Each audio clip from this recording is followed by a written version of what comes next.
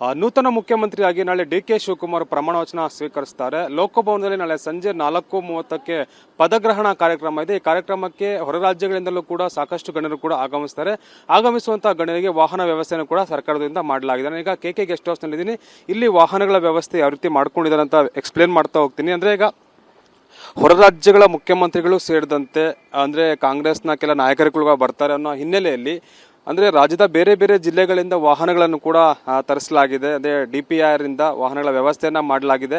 ನಾಳೆ ಡಿ.ಕೆ. ಶಿವಕುಮಾರ್ ಜೊತೆ ಕೆಲ ಸಚಿವರು ಕೂಡ ಪ್ರಮಾಣವಚನ ಸ್ವೀಕರಿಸ್ತಾರೆ. ಶಾಸಕರು ಸಚಿವರಾಗಿ ಪ್ರಮಾಣವಚನ ಸ್ವೀಕರಿಸ್ತಾರೆ. ಸದ್ಯಕ್ಕೆ ಅವರಿಗೆ ಹೊಸ ವಾಹನಗಳ ಭಾಗ್ಯ ಇಲ್ಲ. ಆದರೆ ಈಗ ಇರುವಂತಹ ವಾಹನಗಳನ್ನೇ ಸಚಿವರು ಕೂಡ ಬಳಸ್ಕೊಳ್ಬೇಕು. ಸದ್ಯಕ್ಕೆ ಈಗ ಬೇರೆ ರಾಜ್ಯಗಳಿಂದ ಬಂದಂತಹ ಗಣ್ಯರನ್ನ ಪ್ರೋಟೋಕಾಲ್ ವೆಹಿಕಲ್ ಅಲ್ಲಿ ಅವರನ್ನ ವೆಲ್ಕಮ್ ಮಾಡಲಾಗುತ್ತೆ. ಮತ್ತೆ ಅವರಲ್ಲಿ ಓಡಾಡೋದಕ್ಕೆ ಕೂಡ ಇದೇ ವಾಹನಗಳನ್ನ ಬಳಕೆ ಮಾಡಿಕೊಳ್ಳಲಾಗುತ್ತೆ. ಸದ್ಯಕ್ಕೆ ಸಿಬ್ಬಂದಿ ಮತ್ತು ಒಳಾಡಳಿತ ಒಂದು ವಾಹನಗಳ ವ್ಯವಸ್ಥೆಯನ್ನ ಮಾಡಲಾಗಿದೆ. ಕಳೆದ ಒಂದು 3-4 ದಿನಗಳಿಂದಲೂ ಅಷ್ಟೇ ವಾಹನಗಳ ತಪಾಸಣೆಯನ್ನು ಕೂಡ ಮಾಡಲಾಗ್ತಿದೆ. ವಾಹನಗಳು ಕೂಡ ಕೆ.ಕೆ. ಗೆಸ್ಟ್ ಹೌಸ್ ನಲ್ಲಿ ಸಾಲುಗಟ್ಟಿ ನಿಂತಿದೆ. ಅಂದ್ರೆ ಎಲ್ಲಾ ರೀತಿಯಾದ ಒಂದು ಪ್ರೋಟೋಕಾಲ್ ವ್ಯವಸ್ಥೆಯನ್ನ ಅಚ್ಚುಕಟ್ಟಾಗಿ ಮಾಡಿಕೊಳ್ಳಲಾಗಿದೆ. ಸರ್ಕಾರದ ವತಿಯಿಂದಲೇ ಈ ರೀತಿಯಾದ ವ್ಯವಸ್ಥೆಯನ್ನ ಮಾಡಿಕೊಳ್ಳಲಾಗಿದೆ. ನಾಳೆ ಸಂಜೆ ಲೋಕಭವನದಲ್ಲಿ ನಡೆಯುವಂತಹ ಪದಗ್ರಹಣ ಕಾರ್ಯಕ್ರಮಕ್ಕೆ ಗಣ್ಯರು ಕೂಡ ಸಾಕ್ಷಿಯಾಗುವಂತಹ ಹಿನ್ನೆಲೆಯಲ್ಲಿ ಈ ರೀತಿಯಾದಂತಹ ಒಂದು ವ್ಯವಸ್ಥೆಯನ್ನ ಮಾಡಿಕೊಳ್ಳಲಾಗಿದೆ. ಕ್ಯಾಮರಾ ಪರ್ಸನ್ ರಮೇಶ್ ಜೊತೆ ಅನಿಲ್ ಕಲ್ಕೆರೆ, TV9 ಬೆಂಗಳೂರು. ನೂತನ ಮುಖ್ಯಮಂತ್ರಿಯಾಗಿ ನಾಳೆ ಡಿ.ಕೆ. ಶಿವಕುಮಾರ್ ಪ್ರಮಾಣ ವಚನ ಸ್ವೀಕರಿಸುತ್ತಾರೆ. ಲೋಕಭವನದಲ್ಲಿ ನಾಳೆ ಸಂಜೆ 4:30ಕ್ಕೆ ಪದಗ್ರಹಣ ಕಾರ್ಯಕ್ರಮ ಇದೆ. ಈ ಕಾರ್ಯಕ್ರಮಕ್ಕೆ ಹೊರ ರಾಜ್ಯಗಳಿಂದಲೂ ಕೂಡ ಸಾಕಷ್ಟು ಗಣ್ಯರು ಕೂಡ ಆಗಮಿಸುತ್ತಾರೆ. ಆಗಮಿಸುವಂತಹ ಗಣ್ಯರಿಗೆ ವಾಹನ ವ್ಯವಸ್ಥೆಯನ್ನು ಕೂಡ ಸರ್ಕಾರದಿಂದ ಮಾಡಲಾಗಿದೆ. ನಾನು ಈಗ ಕೆ.ಕೆ. ಗೆಸ್ಟ್ ಹೌಸ್ ನಲ್ಲಿ ಇದ್ದೀನಿ.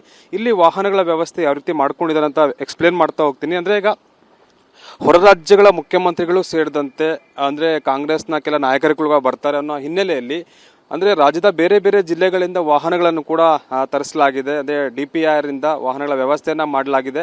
ನಾಳೆ ಡಿ.ಕೆ. ಶಿವಕುಮಾರ್ ಜೊತೆ ಕೆಲ ಸಚಿವರು ಕೂಡ ಪ್ರಮಾಣವಚನ ಸ್ವೀಕರಿಸ್ತಾರೆ. ಶಾಸಕರು ಸಚಿವರಾಗಿ ಪ್ರಮಾಣವಚನ ಸ್ವೀಕರಿಸ್ತಾರೆ. ಸದ್ಯಕ್ಕೆ ಅವರಿಗೆ ಹೊಸ ವಾಹನಗಳ ಭಾಗ್ಯ ಇಲ್ಲ. ಆದರೆ ಈಗ ಇರುವಂತಹ ವಾಹನಗಳನ್ನೇ ಸಚಿವರು ಕೂಡ ಬಳಸ್ಕೊಳ್ಬೇಕು. ಸದ್ಯಕ್ಕೆ ಈಗ ಬೇರೆ ರಾಜ್ಯಗಳಿಂದ ಬಂದಂತಹ ಗಣ್ಯರನ್ನ ಪ್ರೋಟೋಕಾಲ್ ವೆಹಿಕಲ್ ಅಲ್ಲಿ ಅವರನ್ನ ವೆಲ್ಕಮ್ ಮಾಡಲಾಗುತ್ತೆ. ಮತ್ತೆ ಅವರಲ್ಲಿ ಓಡಾಡೋದಕ್ಕೆ ಕೂಡ ಇದೇ ವಾಹನಗಳನ್ನ ಬಳಕೆ ಮಾಡಿಕೊಳ್ಳಲಾಗುತ್ತೆ. ಸದ್ಯಕ್ಕೆ ಸಿಬ್ಬಂದಿ ಮತ್ತು ಒಳಾಡಳಿತ ಒಂದು ವಾಹನಗಳ ವ್ಯವಸ್ಥೆಯನ್ನ ಮಾಡಲಾಗಿದೆ. ಕಳೆದ ಒಂದು 3-4 ದಿನಗಳಿಂದಲೂ ಅಷ್ಟೇ ವಾಹನಗಳ ತಪಾಸಣೆಯನ್ನು ಕೂಡ ಮಾಡಲಾಗ್ತಿದೆ. ವಾಹನಗಳು ಕೂಡ ಕೆ.ಕೆ. ಗೆಸ್ಟ್ ಹೌಸ್ ನಲ್ಲಿ ಸಾಲುಗಟ್ಟಿ ನಿಂತಿದೆ. ಅಂದ್ರೆ ಎಲ್ಲಾ ರೀತಿಯಾದ ಒಂದು ಪ್ರೋಟೋಕಾಲ್ ವ್ಯವಸ್ಥೆಯನ್ನ ಅಚ್ಚುಕಟ್ಟಾಗಿ ಮಾಡಿಕೊಳ್ಳಲಾಗಿದೆ. ಸರ್ಕಾರದ ವತಿಯಿಂದಲೇ ಈ ರೀತಿಯಾದ ವ್ಯವಸ್ಥೆಯನ್ನ ಮಾಡಿಕೊಳ್ಳಲಾಗಿದೆ. ನಾಳೆ ಸಂಜೆ ಲೋಕಭವನದಲ್ಲಿ ನಡೆಯುವಂತಹ ಪದಗ್ರಹಣ ಕಾರ್ಯಕ್ರಮಕ್ಕೆ ಗಣ್ಯರು ಕೂಡ ಸಾಕ್ಷಿಯಾಗುವಂತಹ ಹಿನ್ನೆಲೆಯಲ್ಲಿ ಈ ರೀತಿಯಾದಂತಹ ಒಂದು ವ್ಯವಸ್ಥೆಯನ್ನ ಮಾಡಿಕೊಳ್ಳಲಾಗಿದೆ. ಕ್ಯಾಮರಾ ಪರ್ಸನ್ ರಮೇಶ್ ಜೊತೆ ಅನಿಲ್ ಕಲ್ಕೆರೆ, TV9 ಬೆಂಗಳೂರು.